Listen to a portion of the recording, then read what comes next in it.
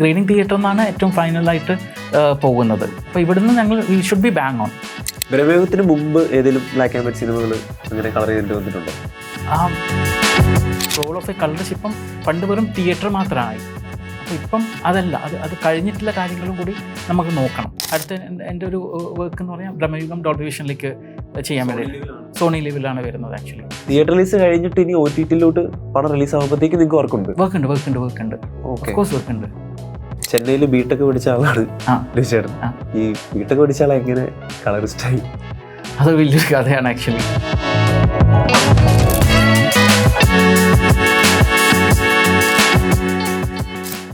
ലിജോയുടെ കൂടെ ചേട്ടൻ വർക്ക് ചെയ്തിട്ടുണ്ട്.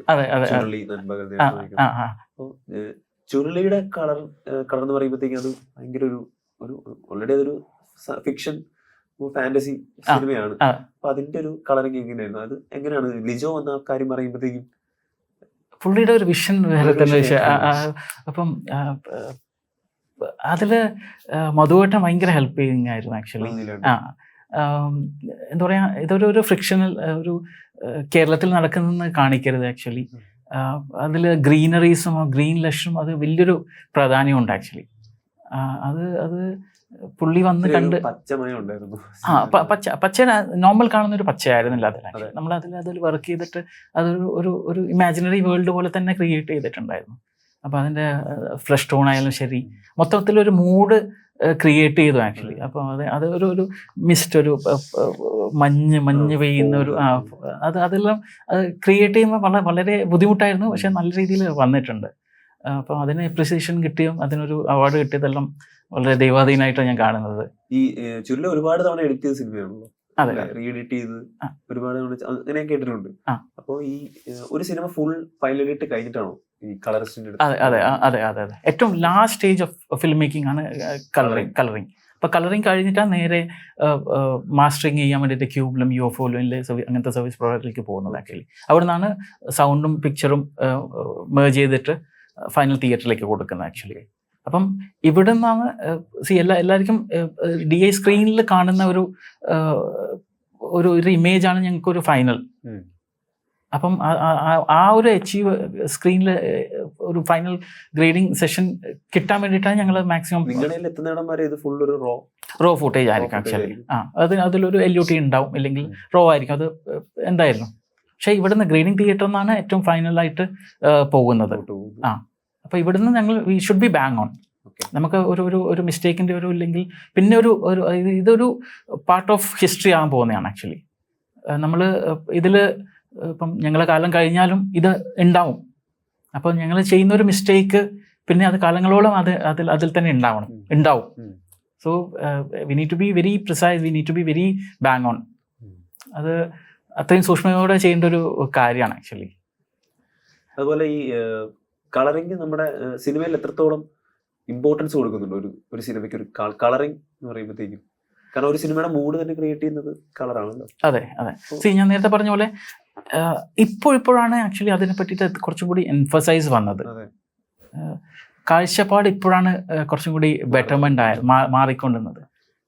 സോ ഓരോ ഫിലിം ഓരോ പടം എന്താണത് സ്റ്റഡി ചെയ്തിട്ട് ഞങ്ങളിപ്പം പണ്ട് ഹോളിവുഡിലായിരുന്നു ആ ഒരു സെഷൻ ഉണ്ടത്. ഫിലിം തുടങ്ങുന്നതിന് മുമ്പ് ഒരു ഡിസ്കഷൻ, എന്ത് പാലറ്റ് യൂസ് ചെയ്യണം, ഇല്ല എങ്ങനെയാണ് ഇത് എടുക്കേണ്ടത്, റൗണ്ട് ടേബിൾ ഡിസ്കഷൻ പോലെ. അപ്പം അതിൽ എല്ലാ ഡിപ്പാർട്ട്മെന്റിലും ആൾക്കാരുണ്ടാവും.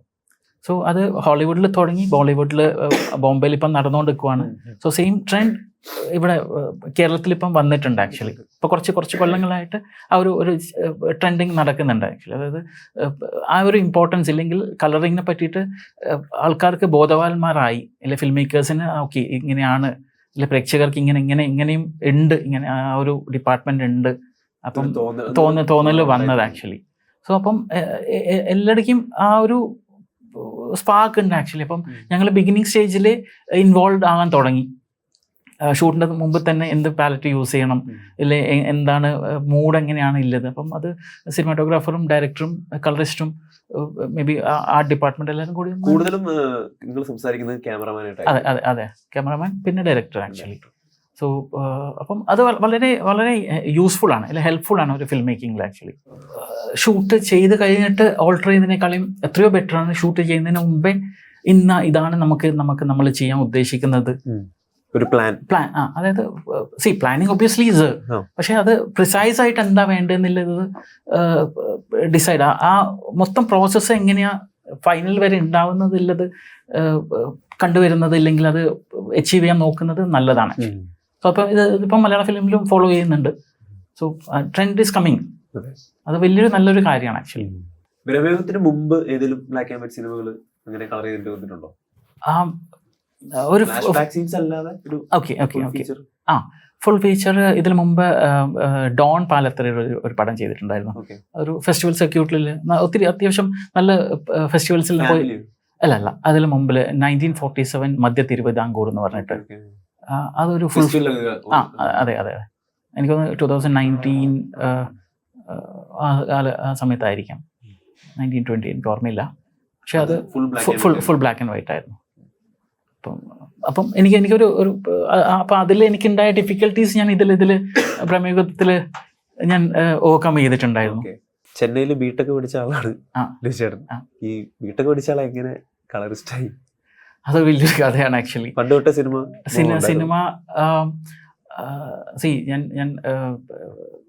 കണ്ണൂരിൽ ജനിച്ചു വളർന്നതാണ്. അപ്പം ആ സമയത്തൊന്നും സിനിമ എന്നുള്ള ഒരു മീഡിയം സിനിമയിൽ എങ്ങനെ എത്തിപ്പെടണം എന്നുള്ള ഒരു സ്റ്റെപ്പ് ഒന്നും അറിയില്ല. ഇപ്പം വളരെ സിമ്പിളാണ് ആക്ച്വലി. സോഷ്യൽ മീഡിയ എല്ലാം ഈ സമയത്തുണ്ട്. അപ്പം ആ കാലത്ത് 80s ഞാൻ പറയുന്നത് ആക്ച്വലി. അപ്പം അതിൽ ഒന്നുമില്ല. അപ്പം സിനിമ എന്ന് പറഞ്ഞാൽ വലിയൊരു കാര്യമാണ്. ഞങ്ങൾക്ക് കണ്ണൂരിൽ നിന്നുള്ള ഒരാൾക്ക് സിനിമ ഇൻഡസ്ട്രീനെ പറ്റിയിട്ട് ABCD പോലും അറിയത്തില്ല.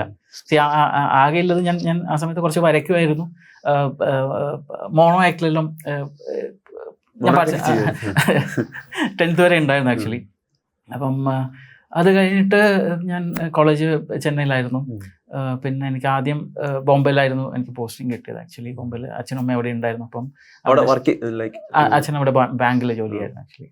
അപ്പം അങ്ങനെ ബോംബെയിൽ പോയി അവിടെ ആദ്യത്തെ ഒരു ജോലി കിട്ടി, HCL കിട്ടി. അത് കഴിഞ്ഞിട്ടായിരുന്നു ഈ Prasad film labs wanted trainee engineers എന്ന് പറഞ്ഞിട്ട് ഒരു അഡ്വർടൈസ്മെൻറ്റ് കണ്ടു. അപ്പോൾ തന്നെ മനസ്സിലൊരു ലഡു പൊട്ടി.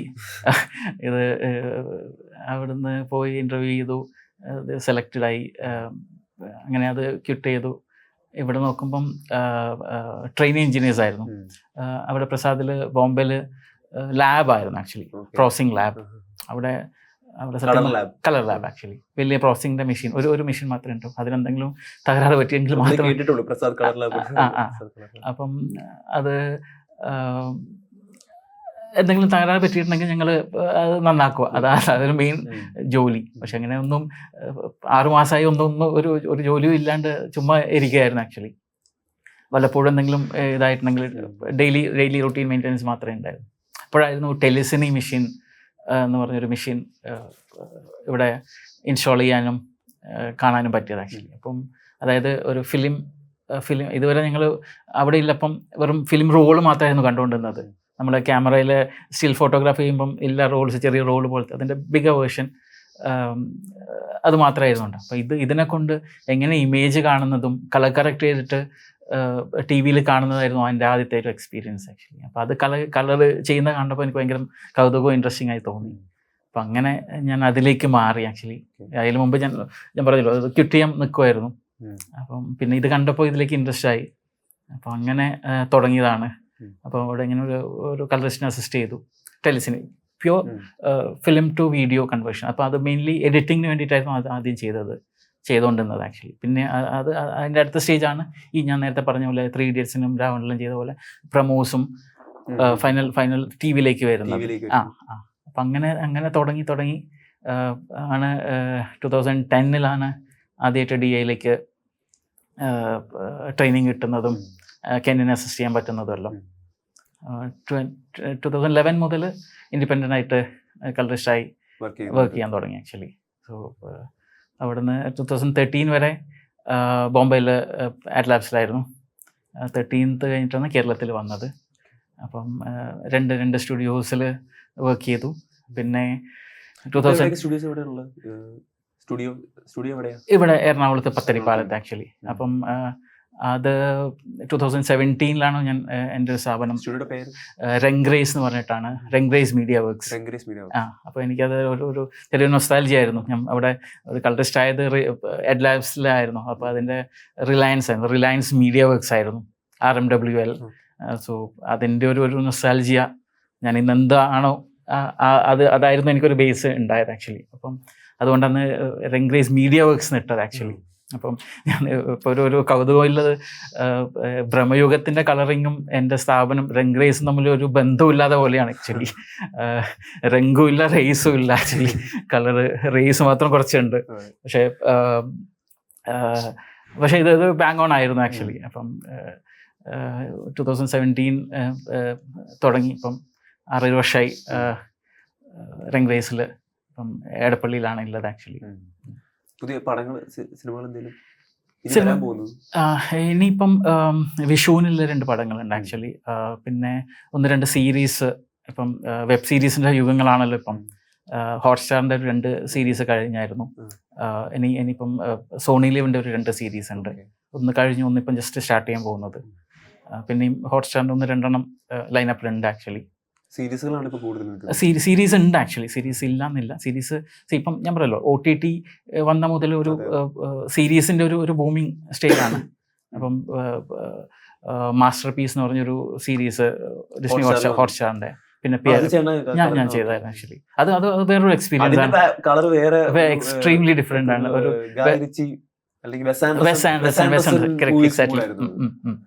ഒരു അതും ആദ്യം മുതൽ അതും ഇതേപോലെ തന്നെ ഒരു ട്രയൽ ആൻഡ് എറർ. ഞങ്ങൾ അതിൽ തന്നെ ബാങ് ഓൺ ആയിരുന്നു എന്താ വെക്കേണ്ടതെന്നുള്ളത്. അതെ അതെ അതെ. ശ്രീജിത്ത് ആർട്ട് ഡയറക്ടർ ആയതുകൊണ്ട്, ഐ മീൻ ഒരു പ്രൊജക്ട് ഡിസൈനർ ആയതുകൊണ്ട്, ഡയറക്ടർ പ്രൊജക്ട് ഡിസൈനർ ആയിരുന്നു. അപ്പോൾ ശ്രീജിത്ത് നല്ലൊരു വിഷൻ ഉണ്ട് എങ്ങനെയാണ് വേണ്ടതെന്നുള്ളത്. അപ്പം അതിൻ്റെ സിനിമാറ്റോഗ്രാഫർ ആയാലും അസ്ലം ആയാലും വളരെ വളരെ നല്ല സപ്പോർട്ടീവും ഹെൽപ്ഫുൾ ആയിരുന്നു ആക്ച്വലി. അപ്പം അത് വേറെ മൂഡിൽ അതും ഇതേപോലെ വളരെ ചാലഞ്ചിങ് ആയിരുന്നു. ഞങ്ങൾ എങ്ങനെയാണ് അത് TV-യിൽ ഇൻഡോർ ഒരു ഫ്ലാറ്റിൻ്റെ ഉള്ളിൽ നടക്കുന്നതാണ്. പിന്നെ ഇങ്ങനെ ഒരു കളർ പാലറ്റ് ഞാൻ ഇതുവരെ അങ്ങനെ വെച്ചില്ല. വളരെ ചെറുക്കം ചെയ്ത് സിനിമയിൽ ഉണ്ടായുള്ളൂ. അതിലെല്ലാവരുടെയും ലൈക്ക് കോസ്റ്റ്യൂംസ് ആണെങ്കിലും ബാക്ക്ഗ്രൗണ്ട് എല്ലാം ഒരു അതെ അതെ അതെ അതെ അതെ അതെ. അതേപോലെ ഞാൻ ശേഷം മൈക്കിൾ ഫാത്തിമ എന്ന് പറഞ്ഞൊരു പടത്തിൽ വെച്ചത്. അതും കുറച്ചൊരു ഗ്ലോസ് ഞാൻ കല്യാണിയുടെ അത് ഞാൻ ചെയ്യുന്ന ഒരു പാലറ്റിലേക്ക് എന്നെക്കാളും കുറച്ചും കൂടി ഒരു ത്രഷോൾഡ് ഒന്ന് പുഷ് ചെയ്തിട്ടുള്ള ഒരു ഫിലിമാണ് ആക്ച്വലി. പക്ഷെ അത് വളരെ ഇപ്പോഴും കൂടി അതിനകത്ത് OTT-യിൽ നെറ്റ്ഫ്ലിക്സിൽ കാണുമ്പോൾ ആൾക്കാർ വിളിച്ച് സംസാരിക്കാൻ അതിനെപ്പറ്റി പറയാറുണ്ട് ആക്ച്വലി. അതെ അതെ അതെ. അത് വലിയൊരു അച്ചീവ്മെന്റ് തന്നെയാണ് ആക്ച്വലി. പിന്നെ ദൃശ്യം 2 നായാട്ട്. അതെ അതെ അതെ അതെ. അങ്ങനെ ഒത്തിരി എനിക്കൊന്നൊരു ഒരു 150-200 അടുത്ത് ഫിലിം മലയാളത്തിൽ ഞാൻ ചെയ്തിട്ടുണ്ട് ആക്ച്വലി. 200 അടുത്ത് ചെയ്തിട്ടുണ്ടാവും. ലാസ്റ്റ് നെയ്യരായിരുന്നു ലാലേട്ടൻ്റെ. പിന്നെ ഒത്തിരി എനിക്കിപ്പം പറയാൻ ഇപ്പം ഓർമ്മ വരുന്നില്ല. ഓൾമോസ്റ്റ് ഒരു ദൃശ്യമില്ല, ദൃശ്യം 2 മുതലാണ്. ദൃശ്യം 2, 12th Man, കൂമൻ. ഓക്കെ. അത് അത്യാവശ്യം നല്ലൊരു എക്സ്പീരിയൻസ് ആണ് ആക്ച്വലി. ജിത്ത് ചേട്ടൻ്റെ കൂടെ വർക്ക് ചെയ്യുന്നതും സതീഷ് കുറുപ്പിന്റെ കൂടെ വർക്ക് ചെയ്യുന്നതെല്ലാം ഒരു ടീം വളരെ നമുക്കൊരു സ്പേസ്. ഇപ്പം രാഹുലിന്റെ കൂടെ വർക്ക് ചെയ്യുമ്പോഴും നമുക്കൊരു സ്പേസ് ഉണ്ടാവും. നമുക്ക് എന്താണ് കംഫർട്ട് സോണിൻ്റെ അതല്ലാണ്ട് നമുക്കൊരു സ്പേസ്, അതായത് നമുക്ക് നമ്മുടെ ഒരു വിഷൻ ഇല്ല, നമ്മുടെ ഒരു ക്രിയേറ്റിവിറ്റി അതിൽ നമുക്ക് ധൈര്യമായിട്ട് നമുക്ക് അപ്രോച്ച് ചെയ്യാൻ പറ്റും ആക്ച്വലി. ഇത് ഇങ്ങനെയാണ് ഉള്ളത്, നമുക്ക് ഇങ്ങനെ ചെയ്തുകൂടെ, അല്ലെങ്കിൽ ഇങ്ങനെ വെക്കാമല്ലോ, പറയാനുള്ളൊരു സ്വാതന്ത്ര്യം. അത് മേ ബി ആ ഒരു കംഫർട്ടായിരിക്കാം നമ്മൾ ഇത്രയും വർക്ക് ചെയ്യുന്നതുകൊണ്ട് എല്ലാവരും ഇത്. സോ അങ്ങനെ ഒത്തിരി ഫിലിം മേക്കേഴ്സ് ഉണ്ട്. അപ്പം എനിക്കിപ്പം ഓർമ്മ വരുന്നില്ല, പക്ഷേ കുറച്ച് നല്ല നല്ല പടങ്ങൾ. 5-ാം പാതിര ഷൈജുവേട്ടൻ്റെ കൂടെ, നായാട്ട്. അപ്പം അതെല്ലാം വളരെ നല്ല എക്സ്പീരിയൻസ് ആയിരുന്നു ആക്ച്വലി. ശരിക്കും ചേട്ടൻ പറയുമ്പോൾ ഞാൻ ഈ സിനിമകളെ പറ്റി ആലോചിക്കുമ്പോൾ ഇപ്പൊ എന്റെ കളറാ മൊത്തം മനസ്സിൽ വരുന്നത്. നായാട്ടിലെ ഓരോ കളറും ഇങ്ങനെ പറയുമ്പോൾ ദൃശ്യം 2, 12th Man, എല്ലാത്തിനും കളർ ഇപ്പൊ ഇങ്ങനെ മൈൻഡിൽ കൂടെ ഇങ്ങനെ ഓടിക്കൊണ്ടിരിക്കുന്നുണ്ട്. അതെ അതെ അതെ അതെ. അതുപോലെ ഡിയർ ഫ്രണ്ട്, അതെല്ലാം എനിക്ക് വളരെ ഇഷ്ടപ്പെട്ട ഒരു പടങ്ങളാണ്. ഡിയർ ഫ്രണ്ടിന്റെ കളർ എന്ന് പറയുമ്പോൾ അതൊരു വേറെ മൂഡ്. ഫിലിം അങ്ങനെയായിരുന്നു ആക്ച്വലി. കുറച്ചൊരു സെറ്റിൽഡ് ആയ കളേഴ്സ്, ഒന്നും എക്സാജറേറ്റ് ഇല്ല, പോപ്പിംഗ് ഒന്നും. പോർഷോ ലൈക്ക് അവർ ക്യാരക്ടേഴ്സും കുറച്ച് പോർഷാണ്. Bollywood so actor movie. സിന്ദഗി നാമിലെ അപ്പം അത് അത്യാവശ്യം നല്ല നല്ല രീതിയിൽ പുതിയ ഡയറക്ടോറിയൽ എന്തെങ്കിലും വരുമോ? ഭാവിയിൽ നോക്കാം. ആക്ച്വലി താല്പര്യമുണ്ട്, ഇല്ലാന്നില്ല. അത് വലിയൊരു ആഗ്രഹമാണ് ആക്ച്വലി. ഞാൻ നേരത്തെ പറഞ്ഞല്ലേ, കണ്ണൂരിൽ നിന്ന് ഒരാൾ ആ ഫിലിം ഇൻഡസ്ട്രിയിൽ വരുന്നതിന് ആ സമയത്തില്ല കാര്യം. ഇപ്പം വളരെ സിമ്പിളാണ്. അപ്പം 1 by 1 ആയിട്ട് നോക്കാം. ഇപ്പം കളറിങ്ങിൽ ഇപ്പോൾ ഒരു സ്റ്റേറ്റ് അവാർഡ് കിട്ടിയപ്പോൾ മുതൽ കുറച്ചും കൂടി നല്ല അംഗീകാരം കിട്ടി. അത് വലിയൊരു കാര്യം. അപ്പോൾ ജോമോന്റെ കൂടെ കാപ്പ മാത്രമേ വർക്ക് ചെയ്തത്. കാപ്പ നല്ല എക്സ്പീരിയൻസ് ആണ് ആക്ച്വലി. സർക്കസ് അങ്ങനെ ബോളിവുഡിൽ ഇപ്പൊ ഒരുപാട് സിനിമ ചെയ്തിട്ടുണ്ട്. സൂര്യവംശി, അതിന്റെയൊക്കെ കളർ എന്ന് പറയുമ്പോഴത്തേക്കും ഭയങ്കര എക്സാജറേറ്റഡ് കളേഴ്സ് ആണ്. അപ്പൊ ജോമോൻ ഇപ്പൊ ചെയ്യുന്ന പടങ്ങളിലെല്ലാം ഇത് ബേസിക്കലി എന്താണ് പടം എന്നനുസരിച്ചിരിക്കും ആക്ച്വലി. രോഹിത് ഷെട്ടിയുടെ പടം ചെയ്യുമ്പോൾ രോഹിത് ഷെട്ടിയുടെ യൂണിവേഴ്സ് അങ്ങനെയാണ് ആക്ച്വലി. പുള്ളി ചെയ്യുന്ന പടങ്ങൾ ഭയങ്കര കളർഫുൾ ഫിലിംസ് ആണ്. അപ്പോൾ പിന്നെ അങ്ങനെയാണ് ചെയ്യാൻ പറ്റുന്നത്. ഇപ്പം കാപ്പ എന്ന് പറഞ്ഞ ഫിലിം അത് ഭയങ്കര ഒരു ഗാങ്സ്റ്ററിന്റെ ഒരു ലൈഫ് സ്റ്റൈലില്ലെങ്കിൽ അങ്ങനെ ഒരു ഡാർക്ക് ഷെയ്ഡ് പോകുന്ന ഒരു പടമാണ്. അപ്പോൾ അതിൽ അങ്ങനെ ഒരു ടോൺ വെച്ചാലേ അതിന് രസമുണ്ടാവും. ഇല്ലെങ്കിൽ അത് ബേസിക്കലി ഇതൊരു വിഷ്വൽ മീഡിയം, അതൊരു സ്റ്റോറി ടെല്ലിംഗ് ആണ്. കളറിനെ കൊണ്ട് സ്റ്റോറി പറയുന്നതാണ്. അത് എത്ര മനോഹരമായിട്ട് ചെയ്യാൻ പറ്റും അത്രയാണ് നമ്മൾ നോക്കേണ്ടത് ആക്ച്വലി. അപ്പം കപ്പൽ അങ്ങനെ ഒരു കളർ സ്കീം ഇല്ലെങ്കിൽ അങ്ങനെ ഒരു പാലറ്റ് വെച്ചാൽ അത് കറക്റ്റായിട്ട് ആ ഒരു സ്റ്റോറി കൺവേ ചെയ്യാൻ പറ്റും. കുറച്ച് ഡാർക്ക് ഷെയ്ഡ് വെച്ച് തന്നെ ഡെലിബറേറ്റ്ലി വെച്ച് തന്നെയാണ്. ജോനും വളരെ സപ്പോർട്ടീവ് ആയിരുന്നു, ഷാജി സർ അതിലും ഏറെ. അപ്പം വളരെ അത് ഞാൻ തന്നെ അതിലൊരു ഗ്രീൻ ഷെയ്ഡ് കൊടുത്തിട്ടുണ്ടായിരുന്നു. പക്ഷെ എല്ലാവർക്കും വളരെ സാറ്റിസ്ഫൈങ് ആയിരുന്നു ആക്ച്വലി. പിന്നെ എനിക്കൊരു സംശയം ചോദിക്കുന്നുണ്ട്. തീവ്രം എന്ന് പറഞ്ഞ ഫിലിം കണ്ടിട്ടുണ്ട് ദുൽഖറിന്റെ.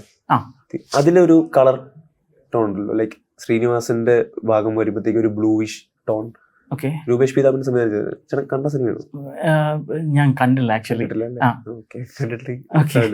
ഞാൻ കേട്ടിട്ടുണ്ട്, പക്ഷെ ഫിലിം കണ്ടില്ല. അതിൽ യൂസ് ചെയ്തിരിക്കുന്ന കളറും ഭയങ്കര അടിപൊളിയാണ്. കാരണം പടത്തിന്റെ മൂഡും പല കളർ മോഡുകളാണ് ആ സിനിമയിൽ വന്നു പോകുന്നത്. ബ്ലൂയിഷ്, പിന്നെ ഫ്ലാഷ് ബാക്കിനുള്ള കളറ്. ഇല്ല, ഞാൻ കണ്ടില്ല ആക്ച്വലി. അതാ പറയുന്നത്, ഓരോ പടം എങ്ങനെയാണെന്ന് ഇല്ലത് അതിനനുസരിച്ചിട്ട് വേണം നമ്മളൊരു കളർ സ്കീം കൊടുക്കാനും അത് വെക്കാനും വേണ്ടിയിട്ട്. സോ അപ്പോൾ അപ്പോഴാണ് ഒരു കളറിസ്റ്റിൻ്റെ ഒരു റോൾ അതിൽ വരുന്നത്. ബേസിക്കലി ഇതൊരു നല്ലൊരു കൺസിസ്റ്റൻസി എടുത്ത് വരണം പടത്തിന്. അതായത് നമ്മളൊരു പ്രേക്ഷകൻ ഒരു 2 മണിക്കൂറുള്ള പടം അല്ലെങ്കിൽ 2.5 മണിക്കൂറുള്ള പടം കാണുമ്പോൾ ഒരേപോലെ ഇരിക്കണം actually. Irrespective of whatever happen in the ഷൂട്ടിൽ വളരെ കുറേ കാര്യങ്ങൾ ഉണ്ടാവും നോക്കാനും വേണ്ടിയിട്ട്. സമയത്തിൻ്റെ ഒരു പരിമിതി ഉണ്ടാവും. അപ്പം അതെല്ലാം കൊണ്ട് ഷൂട്ട് ചെയ്യുന്ന വിഷ്വല് അത് എത്രത്തോളം മനോഹരമാക്കാൻ പറ്റുമോ അത്രത്തോളം മനോഹരമാക്കുന്നതാണ് ഒരു കളറിസ്റ്റിൻ്റെ one of the job actually. അപ്പം അതൊരു കാണുന്നൊരു പ്രേക്ഷകൻ അത് കറക്റ്റായിട്ട് അവർക്കൊരു കണ്ണിനൊരു ഡിസ്ട്രാക്ഷൻ ഉണ്ടാവരുത്. സോ അങ്ങനെ വേണം ഞങ്ങൾ കളേഴ്സ് സെറ്റ് ചെയ്യാനും കളേഴ്സ് വെക്കാനും, പിന്നെ ഒരു കൺസിസ്റ്റൻസി ഒരേപോലെ ഇരുന്ന് കാണാനും വേണ്ടിയിട്ടും. അപ്പം അതാണ് ഒരു കളറിസ്റ്റിന്റെ മെയിൻ ജോലി ആക്ച്വലി. രാജ്കുമാർ ഹിറാനിയുടെ ചിത്രമാണ് 3 Idiots. അതിലും ചേട്ടൻ വർക്ക് ചെയ്തിട്ടുണ്ട്. അതെ. അതിൽ വർക്ക് ചെയ്ത എക്സ്പീരിയൻസ് എങ്ങനെ ഉണ്ടായിരുന്നു? ലൈക്ക് അമീർ ഖാനൊക്കെയുള്ള ഇന്ററാക്ഷൻ അങ്ങനെ ഉണ്ടായിരുന്നു? അത് അമേസിങ് ആയിരുന്നു ആക്ച്വലി. 3 Idiotsന് മുമ്പേ ഞാൻ ഒരു പ്രാവശ്യമാണ് അമീർ സാറിനെ കണ്ടത് ആക്ച്വലി. അത് രംഗ് ദേ ബസന്തിയുടെ സമയത്തായിരുന്നു. അപ്പോൾ ഞാൻ വളരെ വളരെ പുതിയതായിട്ട് എനിക്കൊന്ന് 2002, 3, 4 ആ കാലഘട്ടത്തിലായിരിക്കും, എനിക്ക് ഓർമ്മയില്ല. പക്ഷെ അന്ന് നൈറ്റ് ഷിഫ്റ്റിലായിരുന്നു. അപ്പം പുള്ളി വന്ന് എനിക്ക് ഓട്ടോഗ്രാഫെല്ലാം തന്നിട്ടുണ്ടായിരുന്നു ടെലിസിനി ഗ്രേഡിങ് സൂട്ടിൽ. അതിപ്പോഴും എൻ്റെ കയ്യിലുണ്ട്. അതിപ്പോഴും ചെറിയ ചെയ്യുന്നൊരു മൊമെൻ്റ് ആയിരുന്നു ആക്ച്വലി. അപ്പോൾ അത് കഴിഞ്ഞിട്ടായിരുന്നു 3 Idiotsൽ 2010, 19 എനിക്ക് ഓർമ്മയില്ല. അപ്പം ഞാനപ്പോൾ അതിൽ ടെലിസിനി കളറിസ്റ്റ് ആയിരുന്നു. അപ്പം എല്ലാ കാര്യങ്ങളും ഫസ്റ്റ് തന്നെ ഷൂട്ട് ചെയ്തിട്ട് കാണുന്നത് ഞങ്ങളായിരിക്കും. എസ്പെഷ്യലി ഞാനായിരിക്കും ആദ്യം തന്നെ കാണുന്നത് ആക്ച്വലി. വിഷ്വലിൽ അത് ടേപ്പിലേക്ക് എഡിറ്റിങ്ങിലേക്ക് കൺവേർട്ട് ചെയ്തിട്ട് കറക്റ്റ് ചെയ്ത് കൊടുക്കുന്നതായിരുന്നു. അപ്പം മൊത്തം ക്രൂ ആയിട്ട് അത്ര നല്ല ബന്ധമുണ്ടായി. മുരളി സാറായിരുന്നു അതിൻ്റെ മെയിൻ കാരണം. ഉം. പിന്നെ അങ്ങനെ മുരളി സാർ വഴി രാജു ഹിരാനി സാറായിട്ട് ഇൻട്രാക്ഷൻ ചെയ്യാൻ പറ്റി. മൊത്തം ക്രൂ ഉണ്ടായിരുന്നു ആക്ച്വലി. അപ്പം ഫിലിം സിറ്റിയിലായിരുന്നു ഷൂട്ട്. അതിൻ്റെ വെള്ളപ്പൊക്കത്തിൻ്റെ സീനെല്ലാം അവിടെയായിരുന്നു നടന്നുകൊണ്ട്. അപ്പം ഫിലിം സിറ്റിയിലായിരുന്നു ഞങ്ങളുടെ സ്റ്റുഡിയോ ആഡ് ലാബ്സ് ഉണ്ടായത്. പല ലൊക്കേഷനിൽ സിനിമ ഷൂട്ട് ചെയ്തില്ല. അതെ അതെ അതെ അതെ അതെ ലഡാക്കിൽ അത് റീഷൂട്ട് ഉണ്ടായിരുന്നു. അതെല്ലാം വളരെ ക്ലൈമറ്റ് ഇഷ്യൂ കാരണം. അതെ അതെ. അപ്പം ഇതിൽ വെള്ളപ്പൊക്കത്തിൻ്റെ സീനിൽ അവർ ഹോസ്റ്റലിൻ്റെ ഒരു സെറ്റ് ഇട്ടിട്ടുണ്ടായിരുന്നു. അപ്പം ഞാൻ രാത്രി എനിക്കൊന്നൊരു 12-1 മണിക്കങ്ങാറ്റായിരുന്നു ഞാൻ പോകുന്നത് ആക്ച്വലി. ഷൂട്ടിങ് കാണാനില്ല, ഷൂട്ടിങ് അവിടുത്തെ ഒരാവശ്യത്തിന് വേണ്ടിയിട്ട് പോയതായിരുന്നു. അപ്പം പിന്നെ ഭയങ്കര സെക്യൂരിറ്റികളായിരുന്നു. അപ്പം ഞാൻ അതിൽ വർക്ക് ചെയ്യുന്നതുകൊണ്ട് എന്നെ കടത്തി വിട്ടു. പിന്നെ അവരായിട്ട് സംസാരിച്ചു, ഫോട്ടോ എടുത്തു. എല്ലാവരായിട്ടും ഉണ്ടായിരുന്നു, എല്ലാവരും ഉണ്ടായിരുന്നു അവിടെ. ആ സീനിൽ എല്ലാവരും ഉണ്ടായിരുന്നു. അപ്പോൾ ആ ഫോട്ടോ ഇപ്പോഴും എൻ്റെ കയ്യിലുണ്ട് ആക്ച്വലി. എൻ്റെ സ്റ്റുഡിയോയിൽ ഞാനത് ഫ്രെയിം ചെയ്ത് വെച്ചിട്ടുണ്ട്. അത് വളരെ നല്ല എക്സ്പീരിയൻസ് ആയിരുന്നു. ഓൾമോസ്റ്റ് പിന്നെ എപ്പോഴാണ് ഞാൻ പുള്ളിയൊക്കെ പറഞ്ഞ് രംഗദേ ബസന്തിൽ ഓക്കെ. പിന്നെ അത് കഴിഞ്ഞിട്ട് ഞങ്ങൾ ഇതിൻ്റെ ഗ്രേഡിങ് സെഷനിൽ പുള്ളി വന്നപ്പം ഇൻട്രാക്ട് ചെയ്തിട്ടുണ്ടായിരുന്നു. പുള്ളി ഭയങ്കര ബാങ് ഓൺ ആണ് ആക്ച്വലി. ഭയങ്കര അല്ല എൻ്റെ ഓർമ്മയിലല്ല. ടെക്നിക്കലി ഉണ്ട്. ഇപ്പം ഇതിലും പുള്ളിയുടെ സജഷൻസ് ഉണ്ടായിരുന്നു, വന്ന് കണ്ടിട്ടുണ്ടായി. സോ അത് വളരെ വലിയൊരു എക്സ്പീരിയൻസ് ആണ്. അമീർ ഖാനായിട്ട് ഇപ്പോഴും വർഷങ്ങളായിട്ടും പിന്നെ ടച്ചില്ല, കുറേ ആയി. പക്ഷേ ഇപ്പോഴും ആ ഫോട്ടോ കാണുമ്പോൾ എനിക്ക് പഴയ ഓർമ്മകളാണ് ആക്ച്വലി. അത് വലിയൊരു കാര്യം തന്നെ, 3 Idiotsന്റെ കാര്യങ്ങൾ. അപ്പം അത് ബോംബെയിലത്തെ ഒരു ലൈഫിൻ്റെ ഒരു cherishing moments, one of the cherishing moments. പിന്നെ അതിൻ്റെ ഒരു സക്സസ് പാർട്ടിയിൽ ഉണ്ടായിരുന്നു. അപ്പം അതിൽ മേജർ ക്രൂ മെമ്പേഴ്സ് അതിൽ പോയിട്ടുണ്ടായി. അപ്പം അതിൽ അവർ ഒന്നിച്ച് ഡാൻസ് കളിച്ചിട്ടുണ്ട്, ഫോട്ടോ എടുത്തിട്ടുണ്ട്. So it was A very nice experience. മറക്കാൻ പറ്റാത്ത ഒരു എക്സ്പീരിയൻസ് ആണ് 3 Idiotsന്റെ. മലയാളം അല്ലാതെ വേറെ ഏതൊക്കെ ഭാഷകളിൽ ചെയ്തിട്ടുണ്ട്? ഹിന്ദി അല്ലാതെ? ഓക്കെ, ബോംബെയിലെപ്പോഴായിരുന്നു ഹിന്ദി, മറാഠി, ബംഗാളി. ഇപ്പം ഇവിടെ കേരളത്തിൽ വന്നപ്പം മലയാളം അല്ലാണ്ട് എനിക്കിപ്പം തമിഴ് ഞാൻ ഒരു 3-4 ഫിലിം ചെയ്തിട്ടുണ്ട്. പോർത്തുഗൽ എക്സാക്ട്ലി. പോർത്തുഗൽ അത്യാവശ്യം നല്ല രീതിയിൽ അപ്രീഷിയേറ്റ് ചെയ്ത ഒരു പടമാണ് ആക്ച്വലി. ഇവിടെ കേരളത്തിൽ നല്ല രീതിയിൽ. അതെ. അതിപ്പം അത് വലിയൊരു അതൊരു ഭയങ്കര എനർജറ്റിക് ആയിട്ടുള്ള ക്രൂ ആയിരുന്നു ആക്ച്വലി. എൻ്റെ ഡിറക്ടർ ആയാലും ക്യാമറമാൻ ആയാലും വളരെ യങ് ആയിട്ടുള്ള ആൾക്കാരായിരുന്നു ആക്ച്വലി. അപ്പോൾ അത് എനിക്കിപ്പോഴും ഭയങ്കര യാദൃശ്ചികമാണ് ആക്ച്വലി. E4 പ്രൊഡക്ഷൻ ആയിരുന്നു. E4ഉം പ്ലോസും ആയിരുന്നു അതിൻ്റെ പ്രൊഡ്യൂസേഴ്സ് ആക്ച്വലി. അപ്പം E4 സാരഥി ചേട്ടനായിരുന്നു അതിൻ്റെ ഒരു ചുക്കാൻ പിടിച്ചത് ആക്ച്വലി. ഇങ്ങോട്ട് why don't you try here എന്ന് പറഞ്ഞിട്ടൊരു ചോദിച്ചത് അവരോട് വന്ന് അവർ ഞങ്ങളൊന്ന് ടെസ്റ്റ് ചെയ്തു, ഒരു പാലറ്റെല്ലാം ഉണ്ടാക്കി കാണിച്ചപ്പം വളരെ വളരെ നല്ല റിസൾട്ട് ഉണ്ടായിരുന്നു. അങ്ങനെയാണ് ആ ഒരു പടം പോർത്തുഗലിൽ ചെയ്തത്. പിന്നെ 2-3 വേറെ ശരത് സാറിന് ഇപ്പം വേറൊരു പടം ചെയ്തുകൊണ്ടിരിക്കുവാണ്, വേറൊരു പടം ചെയ്തിട്ടുണ്ടായി ആക്ച്വലി. അപ്പോൾ ഒരു 3-4 ഫിലിംസ് തമിഴിലിപ്പം ചെയ്തിട്ടുണ്ട്, റിലീസിന് വെയിറ്റിംഗ് ആണ് ആക്ച്വലി. പിന്നെ കന്നഡ ചെയ്തിട്ടുണ്ട്. കന്നഡ ഇപ്പം കഴിഞ്ഞ മാസം ഒരു ഏകദേശം പടങ്ങളിലൊക്കെ ചെയ്തിട്ടുണ്ട്. തെലുങ്ക് ഒന്ന് ചെയ്യാൻ നിൽക്കുവാണ് ആക്ച്വലി. കന്നഡ നല്ലൊരു റെസ്പോൺസ് വന്നിട്ടുണ്ട്, വിഷ്വലിയും സിനിമാറ്റോഗ്രഫി വൈസ് ആയിരുന്നു. ഭാവനയുടെ ഒരു ഫിലിമായിരുന്നു, കേസ് ഓഫ് കൊണ്ടന എന്ന് പറഞ്ഞിട്ട്. കഴിഞ്ഞ മാസം റിലീസ് ചെയ്തു. അത്യാവശ്യം ക്രിട്ടിക്കലിയും എല്ലാം അക്ലെയിംഡ് ചെയ്തൊരു പടമായിരുന്നു. അപ്പം അവരതിൽ റിവ്യൂസിലെല്ലാം ഒരു നായാട്ടും ദൃശ്യവും എല്ലാം പറയുന്നുണ്ട് ആക്ച്വലി. അപ്പോഴങ്ങനെയാണ് അതിൻ്റെ ഒരു കളറിസ്റ്റാണ് ഇതിൽ വർക്ക് ചെയ്തിരുന്നത്. അപ്പോൾ അങ്ങനെ ഒരു ടോക്ക് റെക്കഗ്നീഷൻ കിട്ടിയായിരുന്നു ആക്ച്വലി. അപ്പം ഇനി അങ്ങനെ ഭാവിയിലും കന്നഡ ഫിലിംസ് കന്നഡയിൽ ഒരു സീരീസ് ചെയ്തായിരുന്നു ആക്ച്വലി. അതിപ്പം റിലീസിന് വേണ്ടി വെയിറ്റ് ചെയ്യണം. അത്യാവശ്യം ഒരു പാൻ ഇന്ത്യ പടങ്ങൾ ചെയ്യണമെന്നുണ്ട് ആക്ച്വലി. അങ്ങനെ ഇപ്പൊ തന്നെ മറാഠി, അതെ, തമിഴ്, മലയാളം. പിന്നെ സ്റ്റേറ്റ് അവാർഡ് കിട്ടിയില്ലല്ലോ 3 വർഷം. ഏതൊക്കെ സിനിമയ്ക്കായിരുന്നു കിട്ടിയത്? ചുരുളിക്കൊന്ന്. ചുരുളിയായിരുന്നു 2022, 20, 21, 22 ഈ 3 വർഷത്തില്. ആദ്യത്തെ വർഷം ഇടം എന്ന് പറഞ്ഞൊരു പടമായിരുന്നു, ഇടം കെഞ്ചിര. ഒരു ഓഫ് ബീറ്റ് ഫിലിമായിരുന്നു ആക്ച്വലി. രണ്ടാമത്തെ വർഷം 2021 കയറ്റം എന്ന് പറഞ്ഞൊരു ഫിലിം, മഞ്ജു വാര്യരുണ്ട്, സനൽകുമാർ ശശിധരൻ. അത് ഭയങ്കര ഫെസ്റ്റിവൽ റൺ ചെയ്തത്. അതെ അതിലെ ഒരു പ്രത്യേകത എന്ന് പറഞ്ഞാൽ ഐഫോണിൽ ഷൂട്ട് ചെയ്തതായിരുന്നു. ഓക്കെ. അപ്പൊ അത് ഇതിലും ഭയങ്കര ചലഞ്ചായിരുന്നു. ഐഫോണിൽ ഷൂട്ട് ചെയ്തിട്ട് ഇങ്ങനെ ഒരു വ്യൂയിങ് എക്സ്പീരിയൻസ് കൊടുക്കുക, അത് ഒത്തിരി വർക്ക് ചെയ്തിട്ടുണ്ട് അതിൽ. അതിൻ്റെ റെക്കഗ്നീഷൻ ആയിരുന്നു അത്. കയറ്റം. കയറ്റം.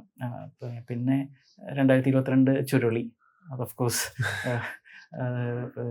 ഇടം, കെഞ്ചിരി ഒരു നല്ലൊരു ഫിലിം, ഭയങ്കര ലൈറ്റ് ആൻഡ് ഷെയ്ഡിൽ നല്ലോണം വർക്ക് ചെയ്ത ഒരു ഫിലിമായിരുന്നു ആക്ച്വലി. അതിപ്പം റിലീസായിട്ടുള്ള ഏതോ ഒരു പ്ലാറ്റ്ഫോമിലുണ്ട് ആക്ച്വലി, എനിക്കറിയില്ല. ഇടം റിലീസായിട്ടുണ്ടായിരുന്നു. അതാണ് ഇടം, കയറ്റം, ചുരുളി. OTT-ലോട്ട് വരുമ്പോഴത്തേക്കും എന്താണ് ഇപ്പൊ കുറെ സീരീസും കാര്യങ്ങളൊക്കെ വരുന്നുണ്ടല്ലോ. അതെ ചേട്ടൻ വേറെ വർക്ക് ചെയ്യുന്നുണ്ടെന്നും പറഞ്ഞു. വരുന്ന ലൈനപ്പുകളും സീരീസുകൾ ഉണ്ട് ആക്ച്വലി. അതിപ്പം ഇപ്പൊ ഒന്ന് നടന്നുകൊണ്ടിരിക്കുവാണ് ആക്ച്വലി. അതിന്റെ സാധ്യതകളും കാര്യങ്ങളൊക്കെ എങ്ങനെയാണ്? അത് ഇപ്പം നമ്മൾ ഇത്രയും വർഷം ഇപ്പം നമ്മളൊരു ഫിലിമില്ലപ്പം നമ്മൾ ഫിലിം പ്രൊജക്റ്റ് ചെയ്യാം, അതായിരുന്നു നമ്മളെ അൾട്ടിമേറ്റ് തിങ്. അത് പിന്നെ അത് ടി വിയിലേക്ക് വരും, അല്ലെങ്കിൽ ആർക്കൈവ്ഡ് ഒരു ഇതിലുണ്ടാവും. ഇതെന്ന് പറഞ്ഞാൽ നമ്മളിപ്പം ഡിജിറ്റൽ യുഗമായപ്പം ഇല്ലെങ്കിൽ OTT, കോവിഡ് കഴിഞ്ഞിട്ടാണല്ലോ OTT കുറച്ചും കൂടി ഭയങ്കര ബൂമിംഗ് ആയി നിൽക്കുന്നത്. ഇപ്പം നമ്മളിപ്പം മൾട്ടി ഫോമാറ്റിലേക്ക് ഞങ്ങൾക്ക് ഔട്ട് എടുക്കേണ്ടി വരും, ഇല്ലെങ്കിൽ പ്രൊജക്റ്റ് ചെയ്ത് കാണിക്കണം. തിയേറ്റർ ഓഫ് കോഴ്സ് ഉണ്ട്, നമ്മൾ പ്രൈമറി മീഡിയം അതാണ്. അത് കഴിഞ്ഞിട്ടുള്ള മീഡിയംസ് ഈ OTT ആണ്. അതിപ്പം എല്ലാവരും ഇപ്പം മൊബൈലാണ് ഇപ്പം മെയിനായിട്ടുള്ള മീഡിയം ആക്ച്വലി. അപ്പം മൊബൈലിലും വേണം, TV-യിലേക്കും വേണം, പല മീഡിയംസ്, വ്യൂയിങ് മീഡിയംസ് ഉണ്ടാവും. അപ്പം അതിൻ്റെ എല്ലാം പാരാമീറ്റേഴ്സ് നമ്മൾ നോക്കണം. സോ അപ്പം നമ്മളെ റോൾ ഓഫ് എ കളറിസ്റ്റ് ഇപ്പം പണ്ട് വെറും തിയേറ്റർ മാത്രമായി. അപ്പം ഇപ്പം അതല്ല, അത് കഴിഞ്ഞിട്ടുള്ള കാര്യങ്ങളും കൂടി നമുക്ക് നോക്കണം, മനസ്സിലായോ? അപ്പം അതിലിപ്പം വരുന്ന ഒരു ചാലഞ്ചാണ് ഇപ്പം ഡോൾബി വിഷൻ HDR. ഓക്കെ. അതാണ് ഇപ്പം ലേറ്റസ്റ്റ് ആയിട്ട് ട്രെൻഡിങ് ആയിട്ടുള്ള ഒരു ടെക്നോളജി ആക്ച്വലി. അപ്പം നമ്മൾ തിയേറ്ററിൽ കാണുന്ന അതേപോലെ തന്നെ ഞങ്ങൾ OTT-യിൽ നമ്മുടെ സ്ക്രീനിൽ കാണാം. അത് വലിയൊരു ചാലഞ്ചാണ്. അപ്പോൾ അതിനാണ് ഈ ഡോൾബി വിഷനിലെല്ലാം വരുന്നത് ആക്ച്വലി. ഇപ്പോൾ ഡോൾബി വിഷൻ എന്ന് പറഞ്ഞാൽ ഞങ്ങൾ ഡോൾബി വിഷൻ മോണിറ്ററിലായിരിക്കും അത് ഗ്രേഡ് ചെയ്യേണ്ടത്. കാരണം ഇപ്പോൾ ചില മിക്ക വീടുകളിലും 4K TV, അതെ പിന്നെ 5.1 സറൗണ്ടിങ് സൗണ്ട്. അപ്പോൾ ഞങ്ങൾ അതിലും ഞങ്ങൾ കാണുന്നതിൻ്റെ ഒരു അറ്റ്ലീസ്റ്റ് ഒരു 90-95% റീപ്രൊഡ്യൂസ് ചെയ്യണം. ഓക്കെ. അപ്പം അതെങ്ങനെ കിട്ടും? അപ്പോൾ അതിലാണ് ഈ ഡോൾബി വിഷനും HDR-ലും ഒരു ഫാക്ടർ വരുന്നത് ആക്ച്വലി. അപ്പം നമ്മൾ ഒരേ മീഡിയത്തിൽ ഇപ്പം ഞങ്ങളുടെ സർവീസ് പ്രൊവൈഡർ ഞങ്ങൾ ഏത് ഡേറ്റ പ്ലാൻ എടുക്കുന്നത് അതിനെ ബേസ് ചെയ്തിരിക്കും നമ്മൾ കാണുന്നത്, മനസ്സിലായോ? അത് ഒരു ഹയർ പ്ലാൻ എടുത്ത ആൾക്കാർക്ക് ഇപ്പം ഡോൾബി വിഷൻ ഫെസിലിറ്റിയിൽ ഒരു മീഡിയം ആണെങ്കിൽ, ഒരു TV ആണെങ്കിൽ ഡോൾബി വിഷൻ കാണാം. ഇല്ലെങ്കിൽ അതിൻ്റെ തൊട്ടടുത്ത പ്ലാൻ ആണെങ്കിൽ എടുക്കുന്നുണ്ടെങ്കിൽ ഞങ്ങൾക്ക് UHD, അൾട്രാ HD 4K കാണാം. ഇല്ല അതിൽ താഴെയാണെങ്കിൽ ഫുൾ HD 1080p കാണാം. സോ അപ്പോൾ ഇതിലെല്ലാം നമ്മൾ കോമ്പാക്റ്റബിൾ ആവണം. നമ്മളൊരു ഔട്ട്പുട്ട് കൊടുക്കുമ്പം ഈ എല്ലാം ഓൾമോസ്റ്റ് ഒരേപോലെ കാണണം. So of course Dolby vision എന്ന് പറഞ്ഞാൽ കുറച്ചും കൂടി എൻഹാൻസ്ഡ് ആയിട്ടായിരിക്കും കാണുക. നമ്മൾ കാണുന്നത് 1000 nitsലായിരിക്കും. അത് നല്ല ക്രിസ്പി, നല്ല ഡീറ്റെയിൽ ഉണ്ട്.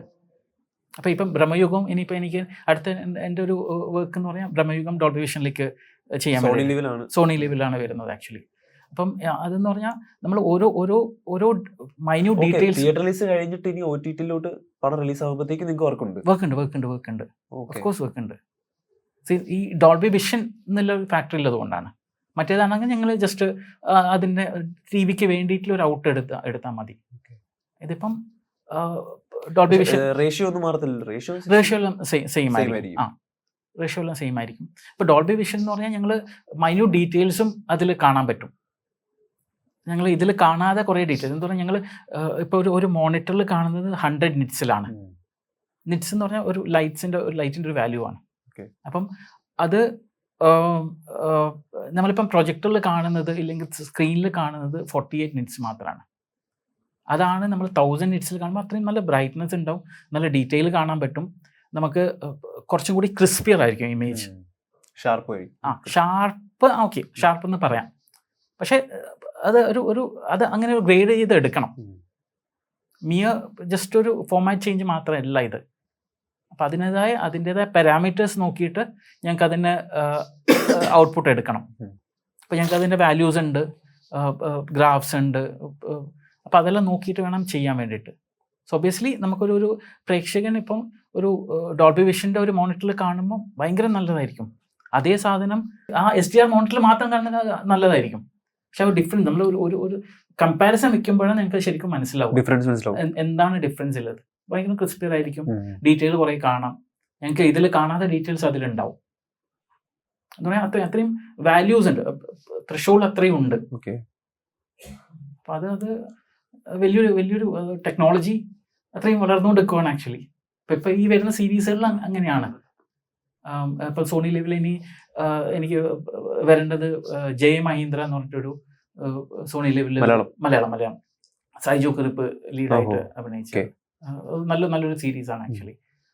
പിന്നെ അത് കഴിഞ്ഞിട്ട് വേറെ സോണി ലിവിൻ്റെ ഇപ്പം ജസ്റ്റ് സ്റ്റാർട്ട് ചെയ്യാൻ പോവുകയാണ്, ബ്ലൈൻഡ് ഫോൾഡ് എന്ന് പറഞ്ഞിട്ട് മലയാളം തന്നെ. സോ അപ്പം ഇതിലെല്ലാം ഈ ടെക്നോളജി യൂസ് ചെയ്യുന്നതാണ്. അപ്പം ഒത്തിരി എഫേർട്ട് ഉണ്ട് ആക്ച്വലി ഇതിൽ. അപ്പം അതാണ് എനിക്ക് ചിലപ്പോൾ സങ്കടം വരാറുണ്ട്. ഞങ്ങൾ ഒത്തിരി 2-3 മാസം എടുത്ത് ഒരു പടം ഗ്രേഡ് ചെയ്തിൽ പടം ഗ്രേഡിങ് പെർസ്പെക്റ്റീവ് മാത്രമേ പറയുന്നത് ആക്ച്വലി. അത് തിയേറ്ററിൽ വരുമ്പം ജസ്റ്റ് കൊള്ളത്തില്ലല്ലോ, പടം പോരാ എന്ന് പറയുമ്പോൾ നിങ്ങൾക്ക് ഒരു മനസ്സിൽ തട്ടുന്ന ഒരു കാര്യമുണ്ടല്ലോ. നമുക്ക് ഏതൊരു വാക്കാലും അത്രയും പ്രിയപ്പെട്ടതാണ്.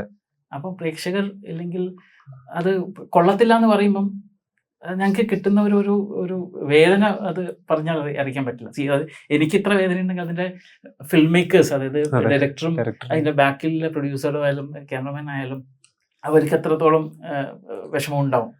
അത് പാർട്ട് ആൻഡ് പാർട്സ് ഓഫ് ലൈഫാണ് ആക്ച്വലി. പക്ഷെ ഒന്നും ചെയ്യാൻ പറ്റില്ല. പക്ഷെ അതങ്ങനെയാണ്. പക്ഷെ ഒത്തിരി എഫേർട്ട് ഉണ്ട് ഒരു പടത്തിന്റെ ബാക്കിൽ ഇടുന്നത് ആക്ച്വലി, എല്ലാ ഡിപ്പാർട്ട്മെന്റും. ഇപ്പോൾ ഇത്ര നേരം നമ്മുടെ കൂടെ സംസാരിച്ചുകൊണ്ടിരുന്ന കളറിസ്റ്റ് ലിജു പ്രഭാകറാണ്. റിപ്പോർട്ടർ ടിവിക്കൊപ്പം ഇത്രയും സമയം ചെലവഴിച്ചതിന് താങ്ക് യു. Thank you.